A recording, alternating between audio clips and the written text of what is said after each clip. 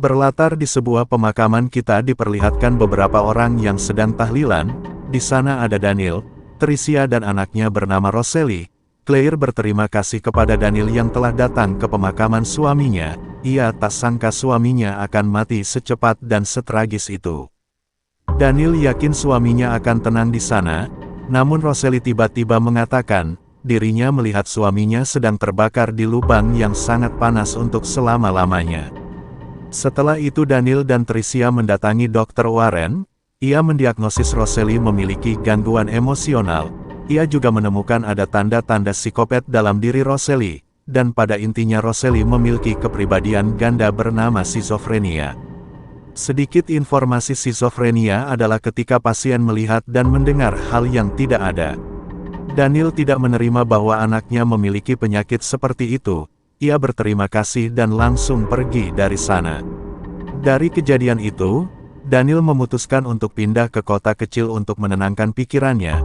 Di saat di perjalanan Daniel menanyakan tentang perjalanannya apakah menyenangkan, namun Rosalie terlihat sangat dingin, hingga di suatu supermarket Daniel menemukan kartu nama untuk mengobati putrinya itu.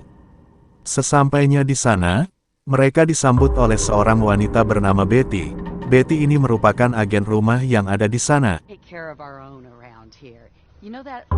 Daniel berjanji akan menyembuhkan Rosalie dengan membawanya ke tempat yang ada di kartu nama tersebut. Rosalie melihat anak tetangga bermain, tiba-tiba ia membunuh katak tersebut. Di saat Daniel membersihkan tangan Rosalie, di sana ada orang misterius yang memenadanginya. Tak lama ada yang mengetuk pintu, ternyata itu tetangga yang berkunjung bernama John. John mengaku dirinya bekerja sebagai mandor di sebuah pabrik, lalu menanyakan kepindahan Daniel ke sana. Daniel mengaku dirinya pindah ke sana karena memiliki pekerjaan. Ia bekerja di Dinata Tech sebagai divisi asuransi. Daniel melihat kembali orang misterius itu namun sudah tidak ada. Malamnya, Daniel berseteru dengan istrinya tentang keadaan Rosalie yang sangat aneh akhir-akhir ini. Lalu ia menenangkan istrinya semua akan baik-baik saja. Di sisi lain, Rosalie melihat bayang-bayang yang mendatanginya namun ia tidak merasa takut.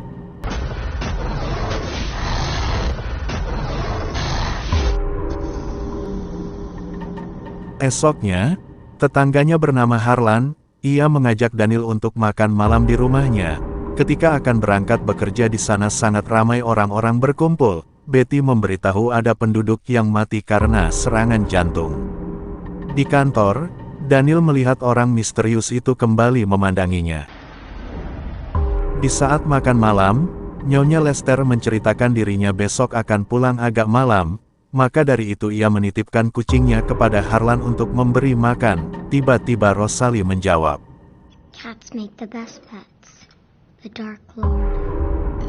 Tricia mengatakan Rosalie susah untuk menyesuaikan di lingkungan barunya, lalu Daniel berniat membawanya ke reservasi. Namun Betty dan Lester menolak hal itu. Betty beralasan jika ada orang yang datang ke sana, satu demi satu hal buruk akan terjadi kepada orang tersebut. Lester juga mengingatkan agar Daniel dan Tricia menjauh dari tempat tersebut, karena tempat itu terkutuk.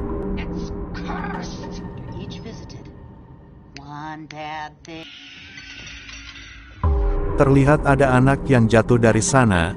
Rosalie hanya memandangi anak tersebut. Lalu Tricia memarahi Rosalie jika ia tidak suka dengan orang lain bukan berarti Rosalie harus mengusirnya. Namun Rosalie tidak menjawab dan langsung pergi. Di saat bermain dengan tetangganya, Rosalie hanya diam tanpa melakukan apapun.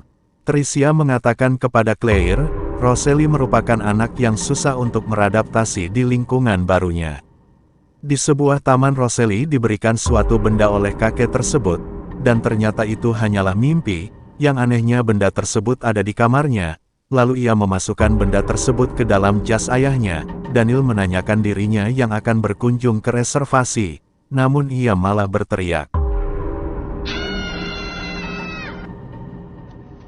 Sesampainya di sana, wanita itu mengatakan tidak ada harapan untuk menyembuhkannya. Ia hanya ingin berbincang dengan Daniel, namun Rosalie harus pergi. She cannot be on these grounds. She has to go. Wanita ini mengaku dirinya bernama Elang. Ketika Roseli datang ke sana, ia merasakan aura jahat bersemayam di tubuhnya, lalu menyuruh Daniel untuk kembali ke sana jika Daniel sudah siap mengatakan yang sebenarnya. Dengan cara itu si elang bisa membantunya, lalu mengatakan hanya kematian yang bisa menyelamatkannya. Only death can set her free. You are in no position to make demands, are you, Daniel? Malamnya, Tricia memprotes tentang apa yang dikatakan si elang. Apakah Roseli harus mati agar bisa diselamatkan? Daniel menjelaskan si elang tidak mengatakan seperti itu, ia hanya mengatakan kematian yang akan menyelamatkannya. Daniel hanya ingin Roseli kembali. Di sisi lain, Lester yang baru datang ke rumahnya, ia melihat sesuatu hingga ia tertegun. Daniel menyimpan kopernya di bawah rumahnya, lalu ia menemukan Lester yang sudah menggantung di pohon. Ketika akan pulang ia melihat Harlan dan tak sengaja tersandung benda aneh. Harlan merasa aneh dengan kematian ibunya, yang mana ibunya sudah berusia 80 tahun, masa ia bisa memanjat pohon setinggi itu. Daniel mengingat dirinya yang sedang berbincang dengan pria botak. Pria botak ini mengatakan hanya surat itu yang bisa menyelamatkannya dari semua masalah, dan menyuruh Daniel untuk menandatangani kontrak dalam surat tersebut.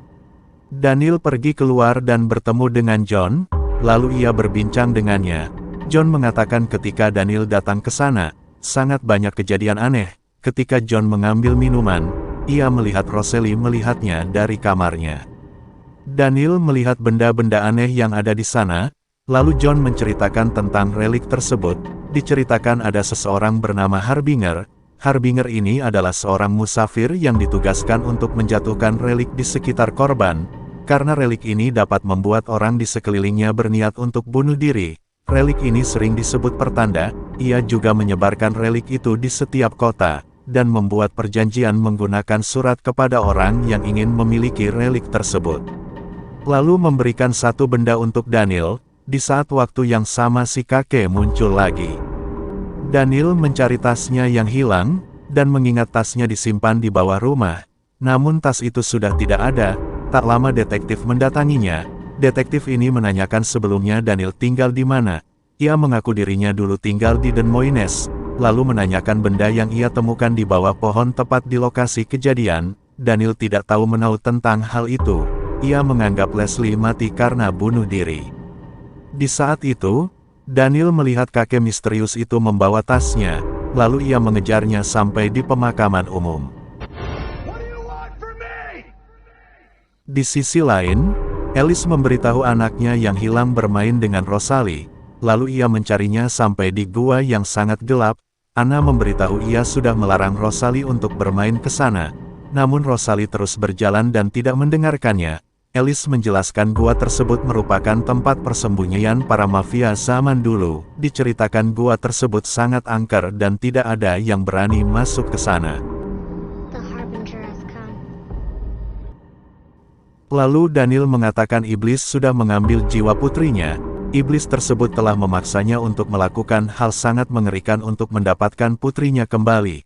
Si elang mengatakan apa yang dikatakan Daniel adalah sebuah kejujuran, namun tidak ada hal apapun yang bisa Daniel lakukan untuk menyelamatkan putrinya. Si elang menyuruh Daniel menemukan pisau belati yang ada di sebelah ruang bawah tanah Aukalir, tepatnya di bawah batu oval. Belati itu digunakan untuk melenyapkan putrinya. Hanya belati itu satu-satunya cara untuk menyelamatkan putrinya. One, you have no other option. We'll save her. My daughter has to die. Setelah itu Daniel mencari tahu tentang benda-benda yang ada di rumah John, dan benar semua benda itu saling berkaitan. Lalu ia mendatangi gedung dan mencoba menemukan belati tersebut, namun anehnya belati itu sudah tidak ada di sana. Ketika berada di sebuah kafe, semuanya berubah ke zaman dulu di tahun 1915, padahal di sana tertulis 1948. Daniel berseteru dengan Tricia tentang bagaimana menyelamatkan anaknya. Daniel mengatakan ia akan menggunakan cara lain untuk menyelamatkan putrinya, namun Tricia menolak hal itu. Namun tiba-tiba Roseli mendatanginya. Tak disangka belati tersebut berada di tangan Roseli. Ia menemukan belati itu di ujung terowongan. Daniel masih tidak percaya dengan apa yang dilihatnya.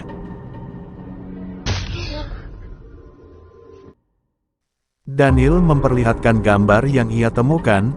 Si elang memberitahu bahwa gambar yang ia bawa merupakan benda yang sangat berbahaya jika dipegang oleh orang yang salah.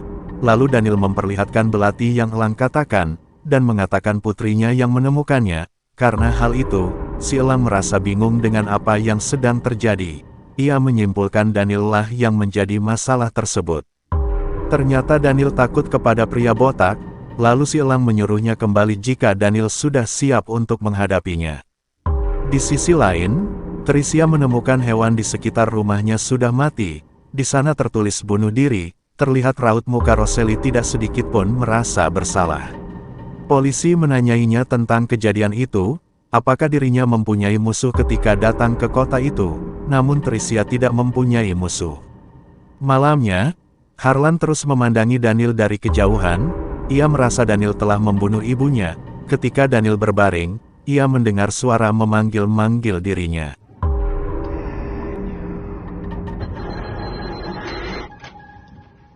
Lalu menggendong Rosalie untuk tidur. Di saat akan tidur tiba-tiba ada sesosok monster yang menyerangnya.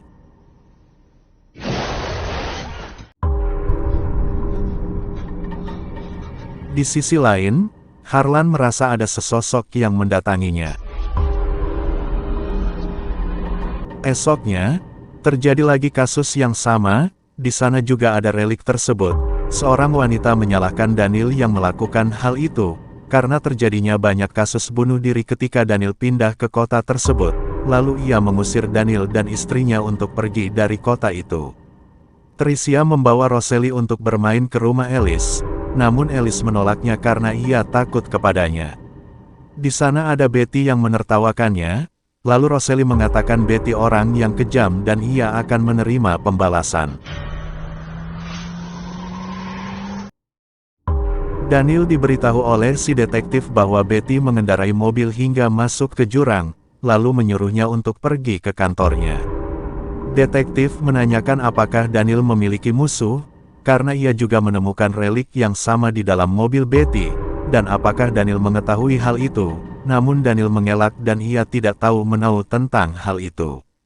Sesampainya di rumah, ia bertemu lagi dengan kakek misterius, dan menyuruhnya untuk pergi ke bangunan tersebut. Beberapa hari kemudian, Daniel ditangkap oleh detektif. Ia membawa bukti di tasnya ada relik yang diberikan John.